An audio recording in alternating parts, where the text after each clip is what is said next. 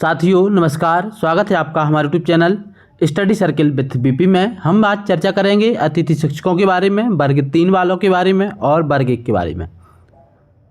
सबसे पहले बात करेंगे अतिथि शिक्षकों के नियमितीकरण को लेकर के कितनी सच्चाई है और उस सच्चाई के अलावा एकदम से कितने अतिथि यदि नियमित होते हैं तो कितने अतिथि नियमित होंगे। दूसरा, वर्ग 1 की काउंसलिंग एक बार स्टार्ट होने पर कितने दिन के अंदर काउंसलिंग प्रक्रिया कंप्लीट हो जाएगी और आपको ज्वाइनिंग मिल जाएगी। साथ ही वर्ग 3 में बीएड वालों का क्या होगा, इसके बारे में भी हम चर्चा करेंगे, क्योंकि सुप्रीम कोर्ट ने बीएड वालों की संख्या मांगी है। साथियों, यदि अतिथि शिक्षकों की बात की जाए तो जो जानकारी अपडेट होकर के हमारे पास आई है वह यह है कि पात्रता परीक्षा उत्तीर्ण जो अतिथि शिक्षक हैं वह 40% हैं कुल अतिथि शिक्षकों का। ग्रामीण क्षेत्र में निवासरत जो अतिथि शिक्षक हैं 60% हैं। अन्य शासकीय प्रशिक्षण प्राप्त अतिथि शिक्षक जो हैं वह 22% हैं और दिव्यांग कैटेगरी के जो अतिथि शिक्षक हैं वह 8% हैं। अब इनकी जो संख्या है इसके बारे में भी हम जान लेते हैं। टोटल अतिथि शिक्षकों की जो संख्या है, ऐसे अतिथि शिक्षक जिनका कार्यकाल 5 साल या 1 साल से 5 साल के बीच में है 23,000 हैं। 5 से 10 वर्ष का कार्यकाल जिनका है वह जो है 18,400 हैं और 10 से 15 वर्ष का जिनका कार्यकाल है वह 15,000 हैं और 15 से अधिक जिनका कार्यकाल है 15 वर्ष से वह 12,700 हैं। साथियों, नियमितीकरण की यदि बात की जाए तो इस क्रम में नियमितीकरण होगा। सबसे पहले अधिक सीनियर, उसके बाद फिर और उससे कम समय वाले, फिर और कम समय वाले, अंत में अंत कम समय वाले। इसके अलावा आरटीई का जो नियम है, आरटीई राइट टू एजुकेशन का जो नियम है कि पात्रता परीक्षा क्वालिफाई अतिथि शिक्षक ही नियमित होंगे। और जैसा कि मुख्यमंत्री महोदय ने अभी कहा भी है कि यहाँ पे हम देखिए एक एक जो मैं आपको जानकारी बताई है, सारी जानकारी के लिए आप जिलेवार अतिथि शिक्षकों की संख्या ओपन होती है, वर्ग 1 की भी, 2 की भी और 3 की भी। ये सारी यदि डेटा आप टैली करेंगे या आपको ये सबको टैली नहीं करना है तो इस वाले कॉलम को यदि आप पूरा टैली कर देते हैं लास्ट तक तो जो संख्या मैंने बताई है वही आती है। इसके बाद यदि हम बात करते हैं तो यहाँ से हमको पूरी जिलेवार संख्या भी मिल जाती है। और अब हम बात करते हैं कि क्वालिफाई अतिथि शिक्षकों की यदि संख्या निकाली जाए तो 40% अतिथि शिक्षक क्वालिफाई हैं। इसमें यदि हम बात करें तो ऐसे अतिथि शिक्षक जो 5 साल से कम के कार्यकाल वाले क्वालिफाई हैं उनकी संख्या 9200 है और ऐसे अतिथि शिक्षक जो 5 से 10 साल के कार्यकाल वाले हैं और क्वालिफाई हैं उनकी संख्या 7300 है और ऐसे अतिथि शिक्षक जो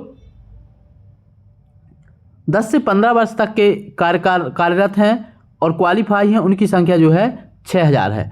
अब हम बात करते हैं ऐसे अतिथि शिक्षक जो 15 साल से ज़्यादा से पढ़ा रहे हैं और क्वालिफाई हैं उनकी संख्या 5080 है। इस तरीके से ये तो एक हमारे पास आंकड़ा है। इस आंकड़े के हिसाब से देखा जाए यदि पहले चरण में तो 5000 अतिथि शिक्षकों का नंबर क्वालिफाई में लगेगा। अब जब भी कोई परमानेंट भर्ती होती है, चाहे वो किसी भी तरीके की हो, उसमें 3 चीज़ों का विशेष ध्यान रखा जाएगा। सबसे पहले तो आप किस विषय के अतिथि शिक्षक हैं, उस विषय के पद कितने खाली हैं। तीसरी चीज़ जो है, कोई भी भर्ती होती है तो रोस्टर लग के होती है। रोस्टर लग के भर्ती होने का मतलब होता है कि किसी एक वर्ग विशेष को जगह नहीं दी जा सकती। अब रोस्टर कैसे लगता है इसको आप कुछ इस तरीके से समझिए। सबसे पहले हम बात करते हैं यदि तो जो कैटेगरी वाइज देखा जाए तो UR, EWS, SC, ST, OBC। इसके बाद जब जो है इस तरीके से भर्ती होगी, UR के लोग भी शामिल हों, EWS वाले भी हों, SC वाले भी हों, ST वाले भी हों और OBC वाले हों।